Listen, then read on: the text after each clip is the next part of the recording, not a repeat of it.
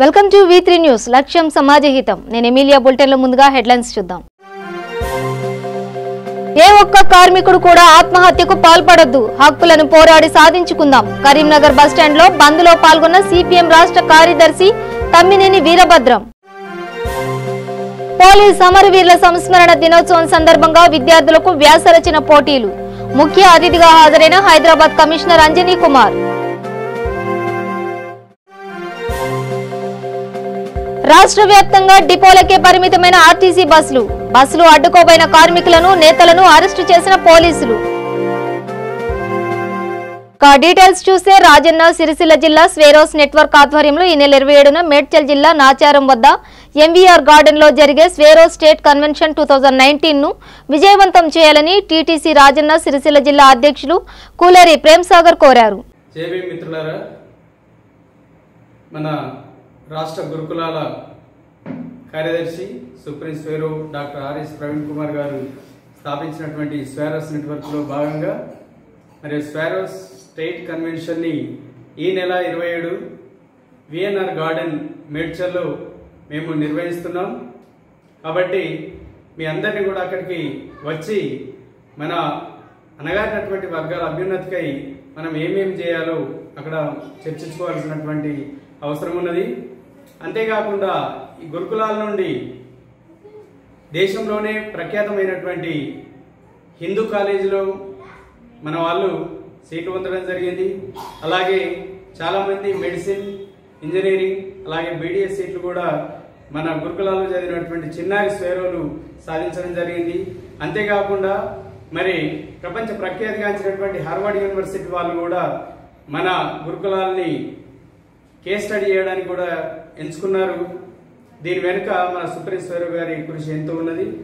కాబట్టి వీటన్నిటి గురించినటువంటి అనేక విషయాలు చర్చించుకోవడానికి మన అందరం కూడా ఈ నెల 27న మేడ్చల్ జిల్లా నాచారం దగ్గర విఎన్ఆర్ గార్డెన్ లో జరిగేటువంటి స్టేట్ కన్వెన్షన్ కి రావాల్సిందిగా మీ అందరికీ ఆహ్వానిస్తున్నాను. మోతే మండలం నామవరం గ్రామానికి చెందిన పాలకూరి లక్ష్మమ్మ తన భూమిని వేరొకరి పేరుపై మార్పిడి చేశారని రెవెన్యూ కార్యాలయం ముందు ఆందోళనకు దిగారు. తరతరాలుగా సాగు చేసుకుంటున్న భూమిని వేరొకరికి దారాదత్తం చేస్తే మా కుటుంబం అంతా కూడా పురుగుల మందు తాగి చనిపోతుందని అన్నారు. దీనిపై సంబంధిత అధికారులు తక్షణమే చర్యలు తీసుకోవాలని బాధితురాలు ఆవేదన వ్యక్తం చేశారు.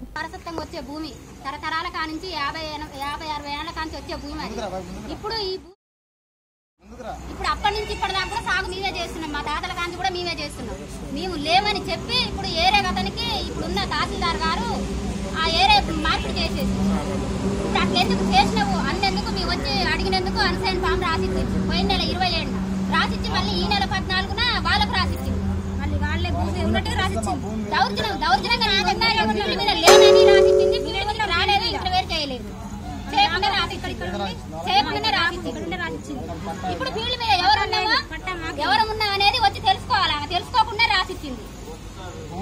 ఎస్ఐ గారు వచ్చి ఫీల్డ్ ఇంటర్వ్యూ చేస్తే చుట్టుపక్కల రైతులు కూడా పాలకూరు లక్ష్మమ్మ ఫీల్డ్ మీద అని చెప్పారు. కూడా చెప్పినాక కూడా అదే ప్రకారంగా రాసిచ్చింది. మళ్ళీ నా భూమి నాకు కావాలి న్యాయపరంగా అంతే. అదే ఇక్కడ అతనికి కాకుండా నాకు లేకుండా ఇప్పుడు కోర్టు ద్వారానే తెలుసుకుంటామని చెప్తున్నా. నేను అట్నే చేస్తాను. నేను మీరేం చేసుకుంటారో చేసుకోరంటుంది అంటుంది. అట్నే అంటుంది. చేసుకునే ఇక్కడనే చేస్తాం సిద్ధమే. అది నువ్వు మాట్లాడు. అదే సార్ చెప్పేది. ఇప్పుడు ఆమె కాదంటే మాత్రం మేము ఇక్కడ పుట్ల మందని తెచ్చుకొని చేస్తాం. అది స్థానిక కరీంనగర్ బస్ స్టాండ్ లో ఈ రోజు ఆర్టీసీ సమ్మెకు మద్దతునిస్తూ సిపిఎం రాష్ట్ర కార్యదర్శి తమ్మినేని వీరభద్రం మరియు సిపిఐ రాష్ట్ర కార్యదర్శి సుధాకర్ పాల్గొన్నారు. ఏ ఒక్క కార్మికుడు కూడా ఆత్మహత్యకు పాల్పడవద్దని హామీలను నెరవేర్చేంత వరకు పోరాడదామన్నారు.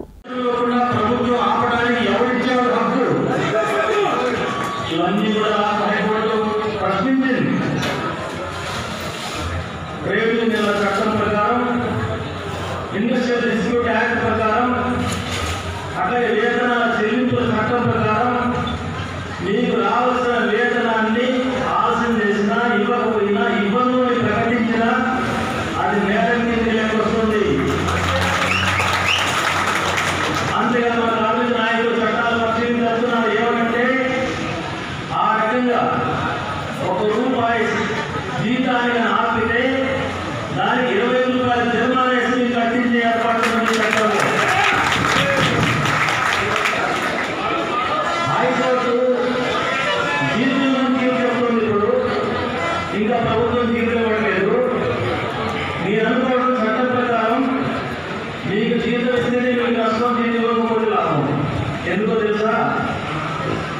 కోర్టు చెప్పిన తర్వాత జీతం ఇస్తే ఆలస్యం చేసినందుకు జరిమానా వేస్తారు 100 రూపాయలు 50 రూపాయలు ప్రభుత్వానికి.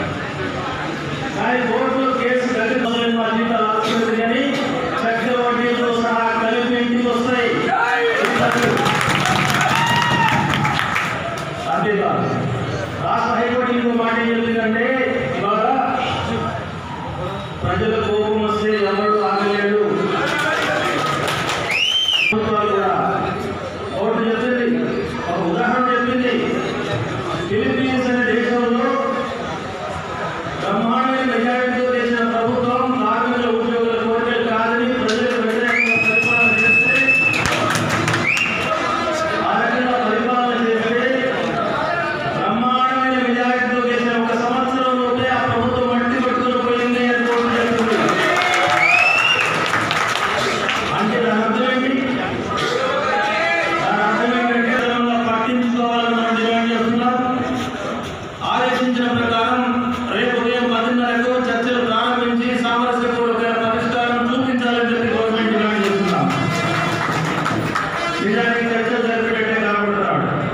ఎందుకంటే ఇప్పుడే టీవీలో మీ ఫోన్లో టీవీలో చూసుకుంటూ వచ్చా కార్లో వచ్చేప్పుడు ఇప్పుడు ఆర్టీసీ కార్మికుల సమ్మె చేసే ప్రసక్తి లేదని ప్రకటించినటువంటి కేసీఆర్ హైకోర్టు సూచన రాగానే ఇంటికి చీఫ్ సెక్రటరీ పిలిపిస్తున్నాడు సీకే జోషి. భద్రాద్రి కొత్తగూడెం జిల్లా ములకలపల్లి మండల పరిధిలోని రాసన్నగూడెం పంచాయతీ పరిధిలో గుడ్ షెపార్డ్ సంస్థ ఆధ్వర్యంలో యువతకు విలువలతో కూడిన నైపుణ్య శిక్షణ కార్యక్రమం నిర్వహించారు. ఈ కార్యక్రమంలో యువత లక్ష్యం సాధించే దిశ గురించి, సమాజంలో కీర్తి యొక్క విలువను గురించి, యువత ఆత్మవిశ్వాసంతో ముందుకు సాగితే అనుకున్న లక్ష్యాన్ని చేరుకోవచ్చని మాట్లాడారు.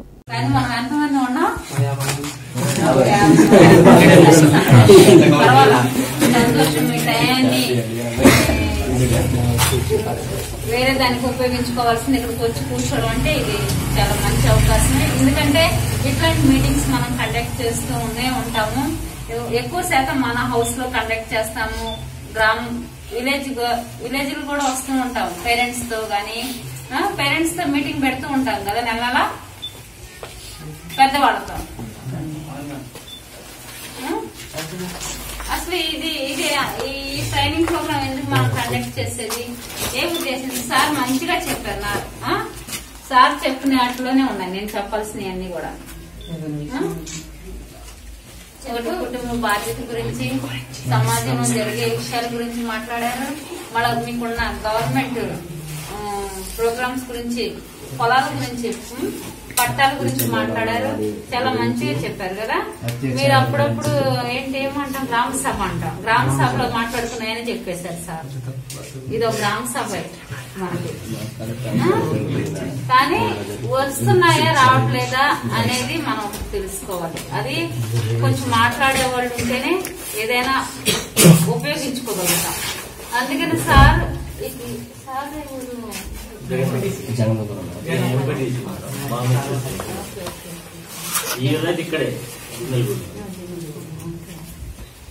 అయితే ఇక్కడ మన చుట్టుపక్కల మన పరిస్థితి ఏంటో తెలిసి మీతో ఉంటున్నారు కాబట్టి ఇంకా మీరు ఉపయోగించుకోవాల్సిన చాలా గవర్నమెంట్ స్కీమ్స్ అన్ని మేడం తెలుస్తాయి. అడుగుతూ ఉంటే చెప్తారు కదా. గ్రామ సభ ఒకటే కాదు, ఇంకా మీకు దగ్గర వాళ్ళు ఇంకా మంచిగా ఏదైనా అవకాశాలు కావాలి అంటే కూడా తెలుసుకోవచ్చు, నేర్చుకోవచ్చు. ప్లస్ ఇక్కడ కూడా చాలా భూములు ఆక్రమించుకొని కొంతమంది పట్టాలు ఉన్నాయి, కానీ కేసులు కూడా ఉన్నాయి, 2-3 ఉన్నాయి. అవి కూడా మా దగ్గర కూడా వచ్చినాయి. కానీ పోలీస్ అమరవీరుల సంస్మరణ దినోత్సవం సందర్భంగా నగరంలో హైదరాబాద్ కమిషనర్ అంజనీ కుమార్ ఆదేశాలతో విద్యార్థులకు వ్యాసరచన పోటీలు నిర్వహించారు. విజేతలైన విద్యార్థులకు కమిషనర్ చేతుల మీదుగా బహుమతులు ప్రదానం చేశారు. అందరికీ నమస్కారం. आज पुलिस कमेमोरेशन डे, इसके ओकेजन पे पूरे वीक में, जैसा कि आप लोगों को मालूम है, हिंदुस्तान में हर स्टेट में आज की तारीख में पुलिस कमेमोरेशन वीक, जिसमें पुलिस ऑफिसर्स, पुलिस ऑर्गेनाइजेशन के तरफ से जो भी लोग ड्यूटी के समय ultimate sacrifice of their life करते हैं, उनके याद में हम लोग उनको याद करते हैं इस ऐसे मौके पे। और आज खास करके जब हम अंदर आते समय ये पेंटिंग का कंपटीशन जो आप लोगों ने पार्टिसिपेट किया, उसको देखने के बाद लगा कि आज के जो नए एज के जो बच्चे हमारे सोसाइटी में हैं, उनका अंडरस्टैंडिंग, उनका समझ, उनका विजन कितना पॉजिटिव और कितना अच्छा है। तो आप सबको सबसे पहले हम उसके लिए हार्टी कॉन्ग्रेचुलेशंस बोलते हैं। और इसके साथ ये सभी पेंटिंग बनाने के साथ हम लोगों के ऊपर आप लोग एक एडिशनल जिम्मेवारी दिए, रिस्पॉन्सिबिलिटी दिए। पुलिस से क्या क्या उम्मीद होती है, पुलिस से क्या एक्सपेक्टेशंस होती है, पुलिस को कैसे देखना चाहते हैं वो लोग, खास करके नए बच्चे जो हमारे देश के फ्यूचर हैं। तो उनकी उम्मीदों को, उनकी उम्मीद के आगे अपने आप को खरा उतरना, यह बहुत बड़ी चैलेंज है हमारे सभी ऑफिसर्स के लिए। आज जैसा कि आप लोग जानते हैं, हमारा आप लोग सबका कंपटीशन केवल आपके स्कूल और क्लास के बच्चों से नहीं है। आज आपका कंपटीशन दूसरे शहरों के बच्चों से भी है। बॉम्बे, कलकत्ता, बेंगलोर, दिल्ली, सभी के बच्चों से आपका कंपटीशन है। और बड़े होने पर आप लोग देखेंगे कि जो इतनी सारी मल्टीनेशनल कंपनीज है, माइक्रोसॉफ्ट, एप्पल, ये सब कंपनियों के कारण आपका कंपटीशन इंटरनेशनल कंपटीशन भी है। जो बच्चे अमेरिका में हैं, इंग्लैंड में हैं, फ्रांस में हैं, उनसे भी आपका कंपटीशन है। उन सब बच्चों से आपको आगे निकलना है। और उन सब बच्चों से आगे निकलने के लिए सबसे बड़ी चीज क्या है? हार्ड वर्क और डिसिप्लिन। और हार्ड वर्क और डिसिप्लिन, इसकी जो बुनियाद रखी जाती है, जो फाउंडेशन रखी जाती है, वो इसी एज में रखी जाती है।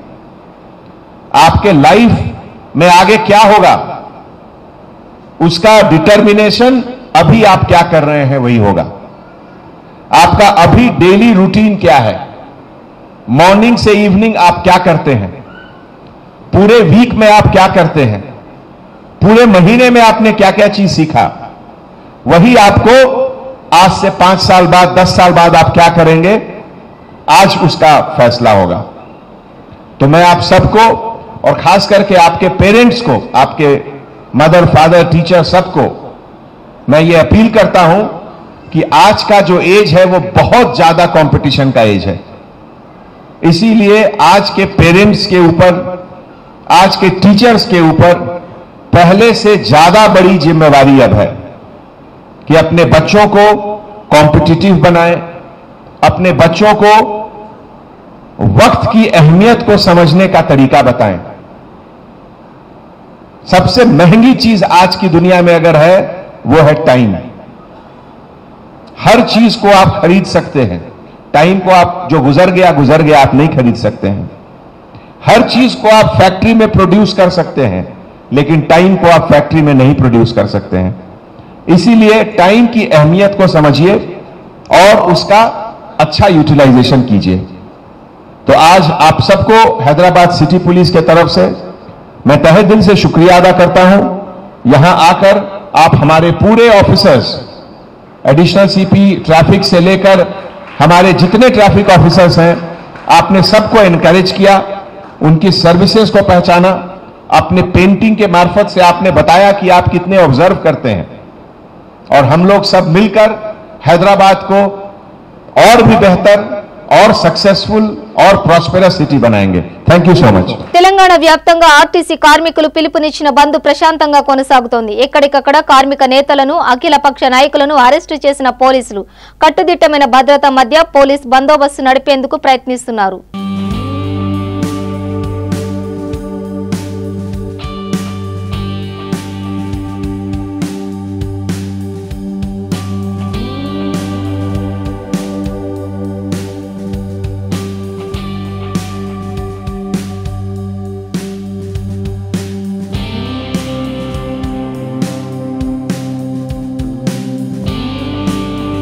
రాష్ట్ర వ్యాప్తంగా ఆర్టీసీ కార్మికుల బంద్ కొనసాగుతోంది. బస్సులన్నీ డిపోలకే పరిమితం కావడంతో రోడ్లన్నీ నిర్మానుష్యంగా మారాయి.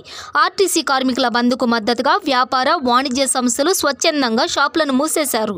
ఉద్యోగ, రెవెన్యూ సంఘాలు కూడా ఆర్టీసీ బంద్కు మద్దతు ప్రకటించడంతో రాష్ట్ర వ్యాప్తంగా పరిస్థితి ఉద్రిక్తంగా మారింది.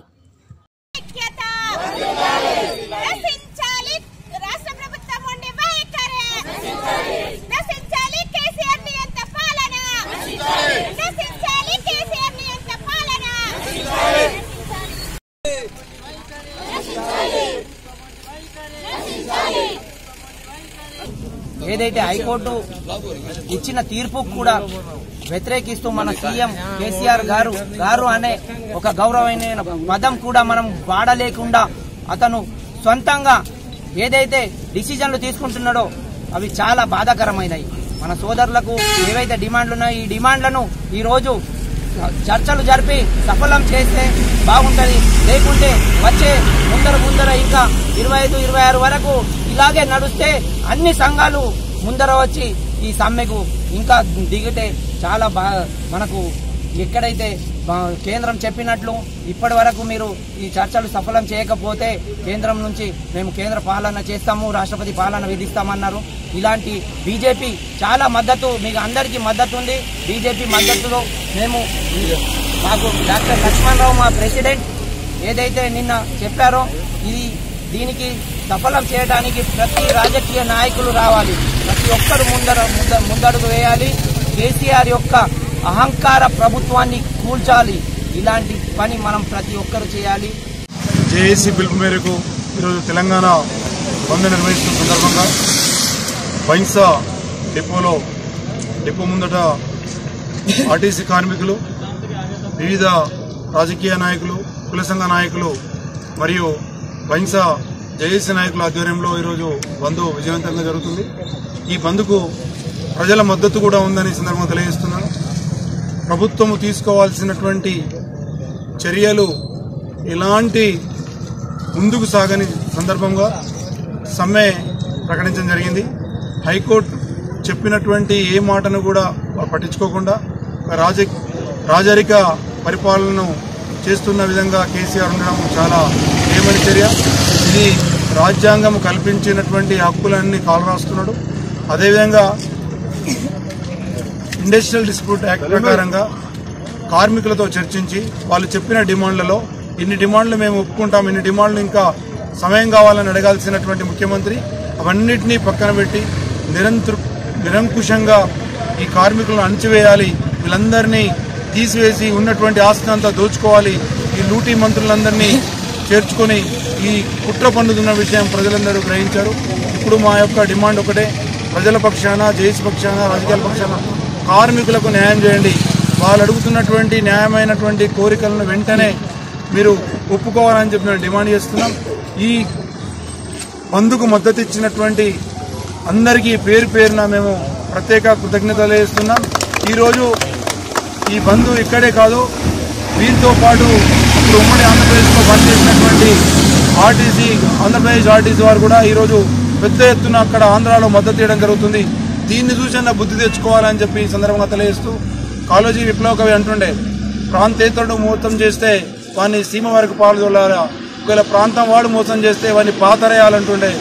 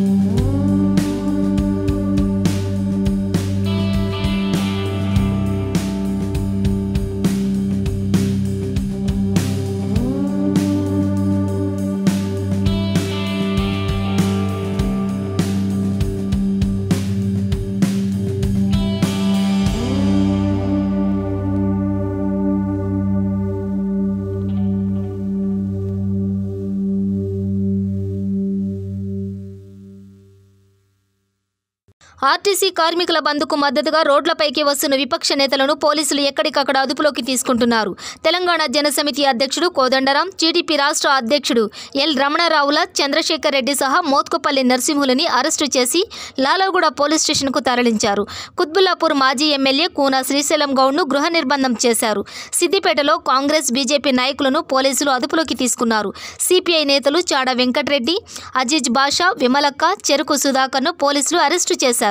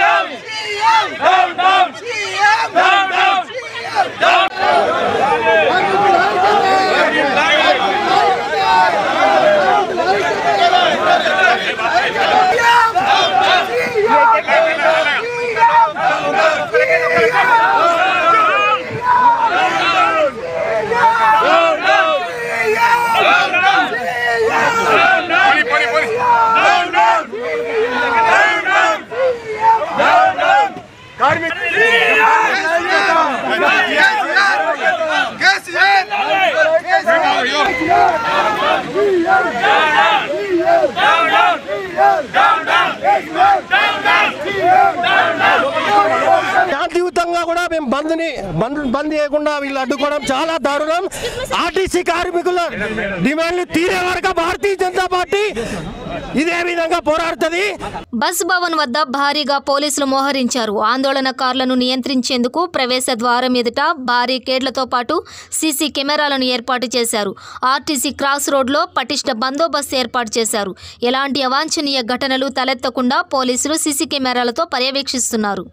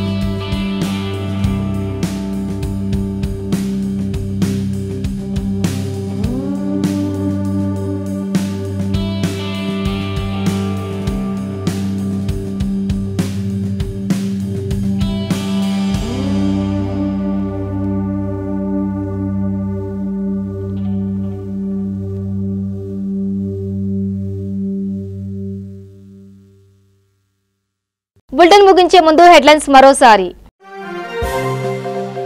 ఏ ఒక్క కార్మికుడు కూడా ఆత్మహత్యకు పాల్పడొద్దు, హక్కులను పోరాడి సాధించుకుందాం. కరీంనగర్ బస్టాండ్ లో బంద్ లో పాల్గొన్న సిపిఎం రాష్ట్ర కార్యదర్శి తమ్మినేని వీరభద్రం. పోలీస్ అమరవీరుల సంస్మరణ దినోత్సవం సందర్భంగా విద్యార్థులకు వ్యాసరచన పోటీలు. ముఖ్య అతిథిగా హాజరైన హైదరాబాద్ కమిషనర్ అంజనీ కుమార్. రాష్ట్ర వ్యాప్తంగా డిపోలకే పరిమితమైన ఆర్టీసీ బస్సులు అడ్డుకోబోయిన కార్మికులను నేతలను అరెస్టు చేసిన పోలీసులు. ఇవి బులెటిన్ విశేషాలు. చూస్తూనే ఉండండి V3 న్యూస్, లక్ష్యం సమాజహితం.